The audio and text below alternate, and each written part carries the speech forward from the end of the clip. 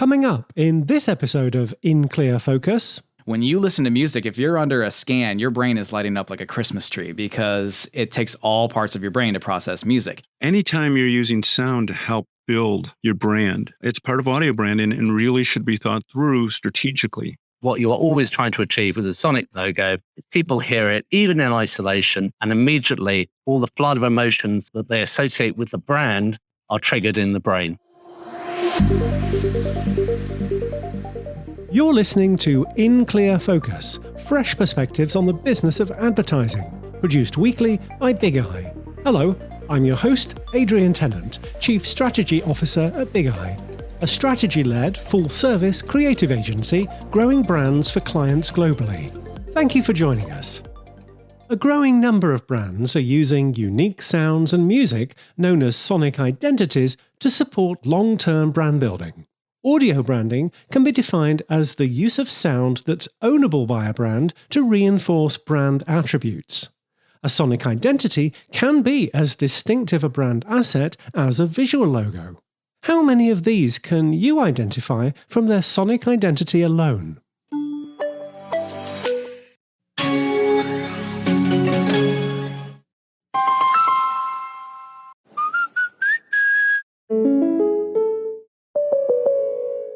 In this episode of In Clear Focus, we're going to revisit 3 interviews with guests who provided insights into how brands can harness the power of sound to elevate their brand storytelling and tap into universal emotional responses to music. Laurence Minsky is Associate Professor in the Department of Communication and Media Innovation at Columbia College Chicago and an expert in sonic identity creation. He's also the co-author of the book, Audio Branding, Using Sound to Build Your Brand, which describes in detail the theory and practice of creating entire audio languages for brands. When he joined us in 2020, I asked Larry why brand marketers need to consider audio branding. I'll give you one reason why every marketer needs to consider audio branding today, and that is because of the growth of voice assistants. Right now, it's still in its infancy, but do you really want to leave your brand when there's no picture, no visual, no colors, no fonts, anything of the traditional branding sense representing your brand, and you're leaving your brand up to Alexa or Siri? In Europe, where audio branding is more advanced, the countries are smaller, there's more languages, and it gets really expensive to have a brand in every country, and you want something consistent, and you want to be able to convey it consistently. In America, as we continue to diversify our populations, that will become an issue as well, but also audio branding is a much quicker way of communicating your brand. Sound communicates much faster, and sound also helps direct visuals. Some brands have sounds associated with their products. Think about the roar of a Harley-Davidson's engine, the pop of a Snapple lid, or the sounds that accompany booting up an Apple Mac or Windows PC. I asked Larry if he thought these qualify as examples of audio branding. Yes, anytime you use sound to help convey an attribute, it's an audio brand. The snap of the bottle for Snapple, the pop, you get reinforced when you're opening the bottle, so there's positive reinforcement there, but you could use that in your advertising. You could use that on TV, on radio, on your website, on your voice assistant applications. Anytime you're using sound to help build your brand, it's part of audio branding and really should be thought through strategically. One US brand that has consistently employed music as part of its brand is United Airlines, which has used George Gershwin's Rhapsody in Blue since 1987 at an annual licensing cost of $300,000. Larry is based in Chicago, which of course is United's home base, so I asked him what he thinks about United's approach. What I like is Gershwin's song is very adaptable to multiple situations, and you still get it. It still reinforces. And there's a lot of positive emotion attached to that, and movement and energy and things that convey United Airlines. What I don't like is really it's not ownable by United. Anyone can license that song. It's now gone into the public domain, I believe. And so anyone can use it. It's better to start with what do you want to convey? Who are you? And then create something that you could own basically permanently. Audio logos become recognizable through repetition. Here's one example that's heard in over 190 countries. Dallas Taylor, the host of the popular podcast 20,000 Hertz, joined In Clear Focus in 2021 and explained the story behind this iconic sound. Yeah, this is about the Netflix da-dung, that sound. So there's a lot of ideas and speculation of where this came from, but we noticed that there was never an acknowledgement of actually where it came from. So there was this whole idea of like, oh, it must be the end of like House of Cards season 2. There's this part where Frank Underwood bangs on the desk and he goes boom, boom, like that. And if you listen to it, you go, oh, okay, that sounds a lot like the Netflix logo. Pretty fascinating. So there's all this speculation online. Oh, that must be it. You know, and I can understand if they want to stay away from that or whatnot, but I wanted to get to the bottom of that. So I immediately, just in my circles, wrote the sound designer of House of Cards, like who actually put the sound in. This person was Ren Kleiss, very famous in the sound world. And I was like, hey, you know, a lot of speculation that the Netflix audio logo is this sound that you made or your team made. And he immediately wrote back like, no time at all. Nope, not me. Like you'd think that it sounds like that, but I know exactly who made it. This person, Lon Bender. So reach out to him. So then I went over there and then we talked and kind of one thing led to another. I eventually kind of put it on Netflix and said, hey, you know, we got these people, but we really want Todd Yellin, who was the client in this. So Todd Yellin was at Netflix. He was the one guiding Lon and Charlie to create some sort of sonic brand. And they spent an entire year on it. But that really stalled because when you're going into a multi-billion-dollar company PR and they're like, whoa, who are you? Like, what is happening here? So we had to, you know, show our history. That first they were like, okay, what are you about? I think it took us about a year to get Todd. So the actual episode came together pretty well. However, it just took a long time to get access. But once we had access to Netflix, everyone was super friendly. Everyone was really open. During the interview, Dallas played a clip from that 20,000 Hertz podcast episode that revealed the origins of the Netflix sonic identity. Here's Todd Yellin, VP of Product Innovation at Netflix. First off, and arguably most important, it had to be really short. And the reason it had to be short is, as opposed to in a movie theater, when you have a captive audience, and they're going to be there and they paid their $10 and they're going to watch whatever you throw at them. So some of the grander sound idents you can imagine, like THX, great one. It's really long. The da-da-da-da-da from 20th Century Fox, long.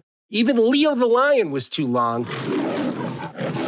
Because in our age of click and play, you get to Netflix, you want to be able to click, and there's no patience, and you want that great experience, and you almost want it immediately. So the first thing is it had to be short.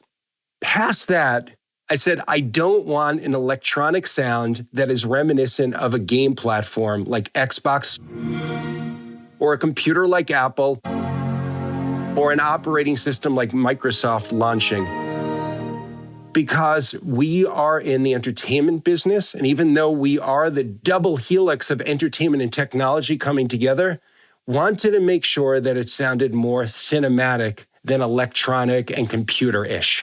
And so another thing that Todd said earlier in the show that really hit home for me, and even Todd didn't really like sink into this thought.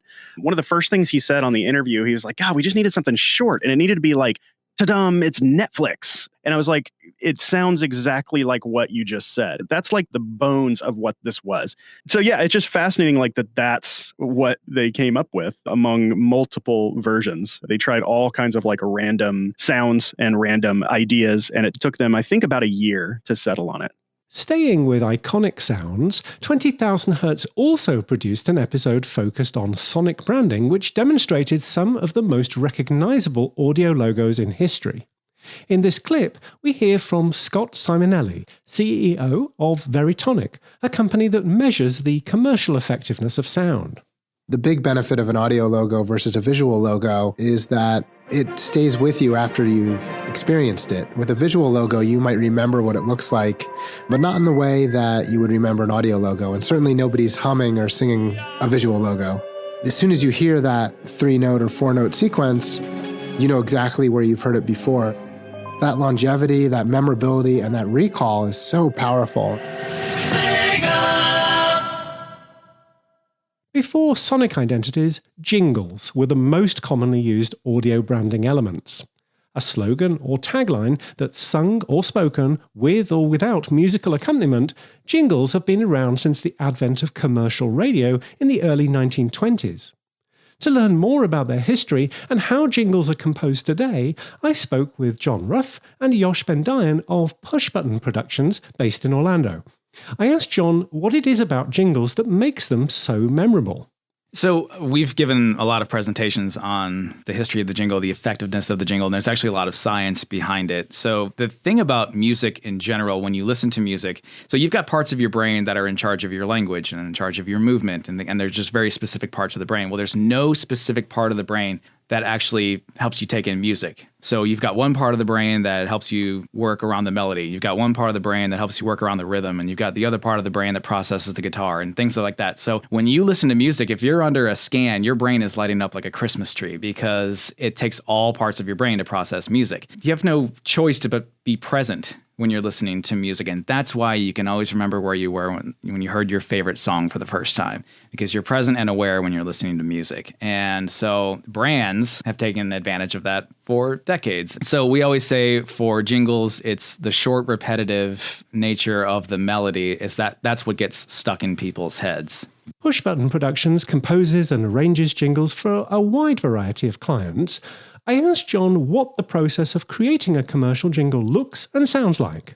So most people don't think in terms of musical genres or styles or things like that or terms. So it's our job to get that out of the clients who come to us for a jingle. So what we do is we have a 25 minute brief call where we really get to know the brand, we get to know the target demo, we get to know the personality of everyone involved. And then what we do then is we gather stock music tracks or popular tracks, depending on which way we're going to go for this particular project. And we send that over to the client for feedback. And what we do is we're getting out of them the things that they probably have never considered before. Like, you know what, I actually do like the way that acoustic guitar sounds, and I actually never considered how much I hate the banjo. And no, I absolutely do not want banjo in this piece, but I like the way track 5 made me feel. I don't know why, but I like the way track 5 made me feel. So we take all of that feedback and compile it, and that's where we lay the foundation for the custom music that we bring out for brands. And it's just like you would with a visual mood board. The goal of all of that upfront research is to start pulling at common threads. And for us, it's like, okay, well, the client liked this track,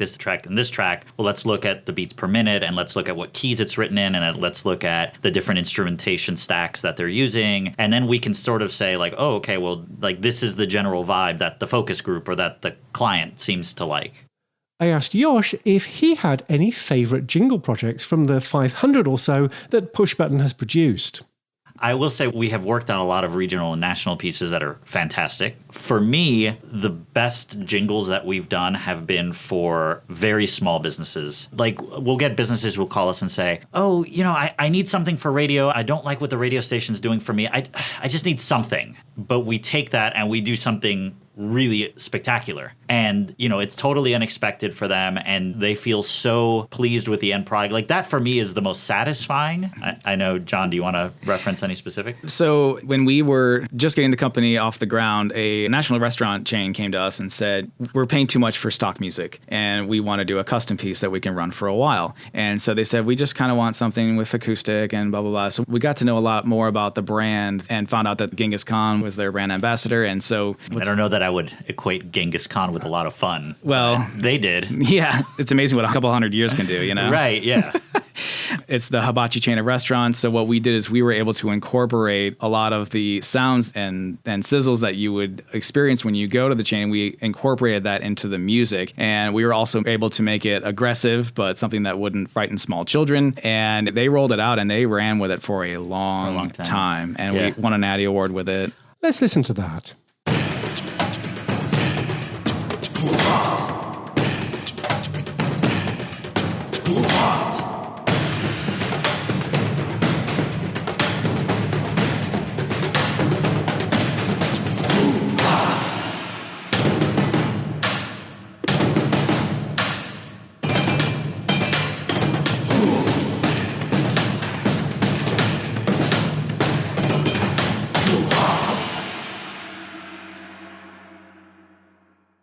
Let's take a short break. We'll be right back after these messages. I'm Dana Cassell, Big Eye's Senior Strategist. Every week, In Clear Focus addresses topics that impact our work as marketing professionals, often inspired by data points reported in consumer research studies. At Big Eye, we put audiences first. For every engagement, through our own research, we develop a deep understanding of our clients' prospects and customers, analyzing their attitudes, behaviors, and motivations. We distill this data into actionable insights to inspire creative brand building and persuasive activation campaigns with strategic, cost-efficient media placements. If you'd like to know more about how to put Big Eye's audience-focused insights to work for your brand, please contact us. Email info@bigeyeagency.com. Each month, in partnership with our friends at Kogan Page, the Big Eye Book Club features interviews with authors who are experts in specific areas of marketing. February's featured book is Brand Storytelling: Put Customers at the Heart of Your Brand Story by Miri Rodriguez. In Clear Focus listeners can save 20% on a print or electronic version of the book with exclusive promo code BIGEYE20. That's BIGEYE20. This code is valid for all products and pre-orders and applies to Kogan Page's free ebook offer. To order your copy of Brand Storytelling, go to koganpage.com. Welcome back. You're listening to a special episode of In Clear Focus on the role sonic identities can play as distinctive brand assets. In his book, Audio Branding, Laurence Minsky highlights Intel as an exemplar. The four notes that make up Intel's sonic identity have been around for 25 years, and while Intel has modified the instrumentation over the years, the four notes have remained the same.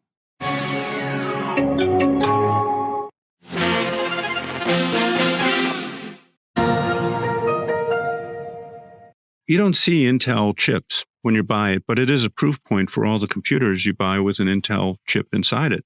And that branding has helped Intel make a name and make it a proof point. What other chips are out there? What comes to mind really quickly? And you could see why Intel is so effective, because I don't think a lot of people are going to come up with other chip makers that give them as much reassurance as an Intel when they hear that little sound. I asked Larry if he thinks all brands should aim for this level of discipline with their sonic identities. All branding should be disciplined if you're doing it right, strategic, and thought through. A brand is not solid where you don't tweak it over time.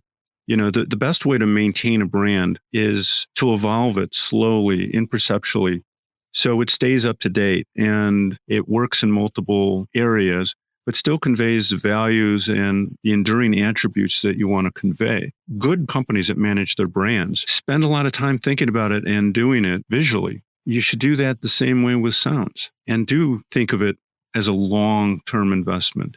Larry's co-author for audio branding was Colleen Fahey, who leads the US division of the French sonic identity agency Sixième Son. Larry explained the genesis of their book. So I met with Colleen, and she started talking about what she was doing with audio branding. And I learned that it was so much more than just a little logo at the end. It is a whole sound system. And one of the ways in terms of how to use it, even for packaged goods or any brand, even for a business brand, about half of Colleen's agency's clients at CCM Sun are business-to-business firms. And you think of all the different touch points, and it's not just consumer radio spot, which is where jingles end up. But think of the sales meeting. You bring all of your people together. You introduce the CEO with one type of music. You introduce the head of marketing with another type of music. And you come across as disjointed to your employees. And your employees need to understand the brand just as much as your consumers. So you could bring a language to this that has full flexibility, but still brings back the core notes so it conveys what they're about. So you could use it in an internal setting, such as a sales meeting. You could use it as a ringtone. You could use it on the website and voice assistants, all sorts of things.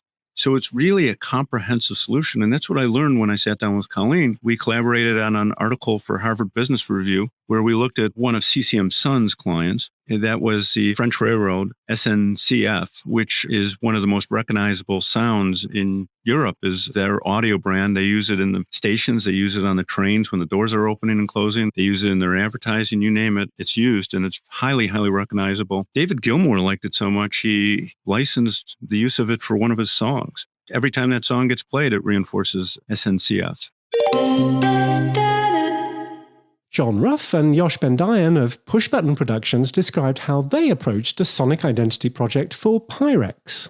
When they came to us, they had pretty much everything ready to go. And we had to sign like 1,000 NDAs. Right. It was a new product that was coming out. You know what Pyrex is, right? It's a baking dish. And I appreciate when a brand really loves its products, and they do, and they're wonderful to work with. But I will say, they made us sign a whole lot of NDAs for this new product that we thought, man, Pyrex is really getting ready. They're going to zag. They're going to go hard. They're going to start making cars or something. They're going to change the world. Wow, something big's about to happen. And I mean, this was a few years ago, so the product's out now. But it is that baking dish that it's a little deeper. So you can now have an extra layer of lasagna. Like that was that was it. And so we did this audio logo for them. It's and 10-second piece. I mean, look, maybe if you're a cook, this is a big deal for you. I'm not a cook. Well, it's a heritage brand that they haven't really changed much over the years. Yeah. It's a pretty quick 10-second piece, and it was so cool. They kind of let us run wild with it. They let us do whatever we wanted within the confines of the brand, and we came up with this really cool thing. And now it's probably the most referenced thing that we get when people call us and they say, hey, I heard this piece on your website, or I recognize this piece, or whatever. And that's oftentimes they'll want to do something in that style because they're so happy with it. Here's the Pyrex identity.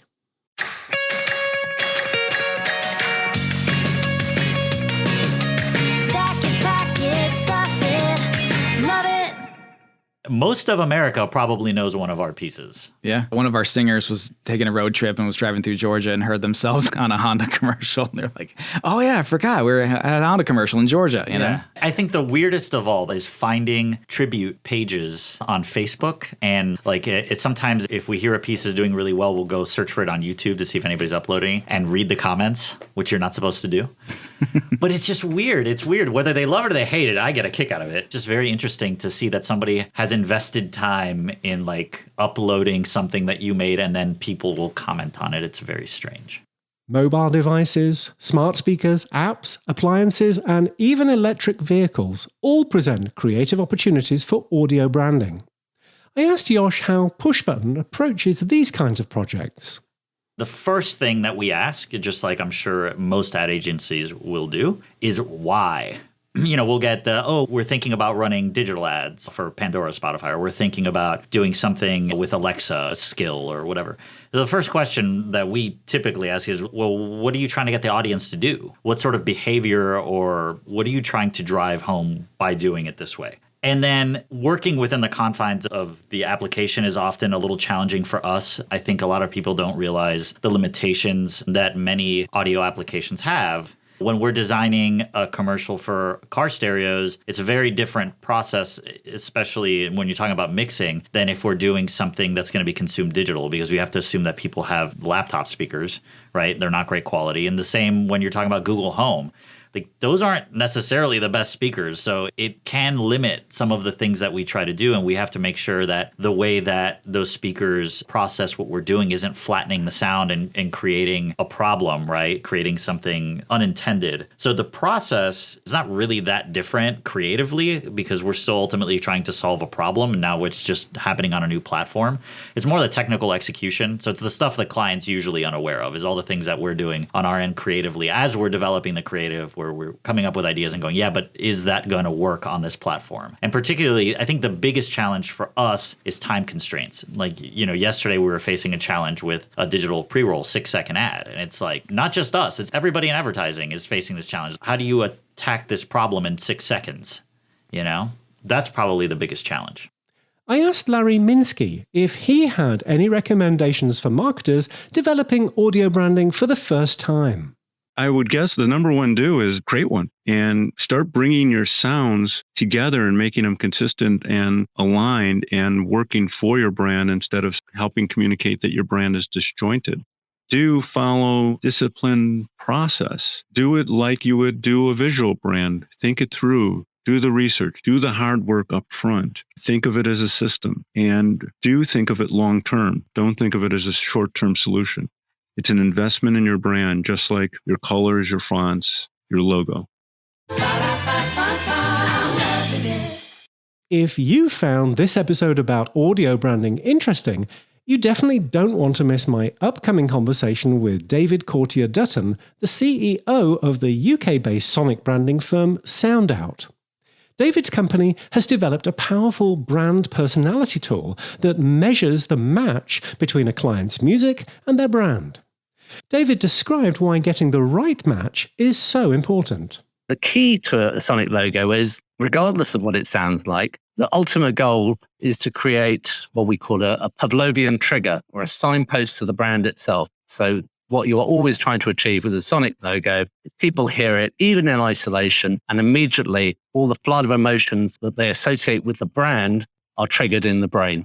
I asked David how he defines effectiveness. If you accept the fact that a sonic logo's core goal in life is to trigger the brand association as a distinctive brand asset, effectiveness actually should be 99% defined as how well it does that. Not how well has it done it, but how well intrinsically it is at driving that.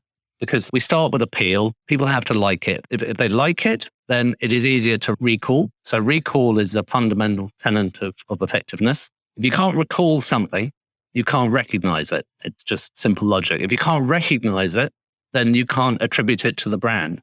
So recall is really the foundation of effectiveness. And if you produce something that people find really easy to remember, then that will accelerate your route up to brand attribution. And we know there's a very strong correlation between appeal and recall as well. So people really have to like it. Appeal also drives propensity to buy as well. The more you like it, the more likely you are to attribute value to the brand and end up buying it. But in terms of effectiveness, how quickly, when that goes into the market with $1 million of marketing budget behind it, will it find brand attribution with a meaningful percentage of consumers? One of the most effective examples of audio branding is this one. Avocados from Mexico. In addition to being heard perennially during the Super Bowl, the Avocados from Mexico sonic logo has also inspired creators on TikTok to develop some really fun videos that have gone viral, extending the reach and repetition of the brand's audio identity. You can hear more of my conversation with David Courtier-Dutton of SoundOut about the effectiveness of sonic branding next month. You've been listening to In Clear Focus. My thanks to all the contributors to this podcast: Dallas Taylor, host of the 20,000 Hertz podcast, John Rhuff and Yeosh Bendayan of Push Button Productions, and author Laurence Minsky, Associate Professor in the Department of Communication and Media Innovation at Columbia College Chicago. In Clear Focus listeners can claim a 20% discount on a print or electronic version of Larry's book, Audio Branding, by purchasing online at koganpage.com. Use the promo code BIGI20 at the checkout. The offer applies to all Kogan Page titles. Please consider following In Clear Focus wherever you listen to podcasts, and if you like what you heard, leave us a review or rating. I've been your host, Adrian Tennant, Chief Strategy Officer at Big Eye. Thank you for listening, and until next week, goodbye.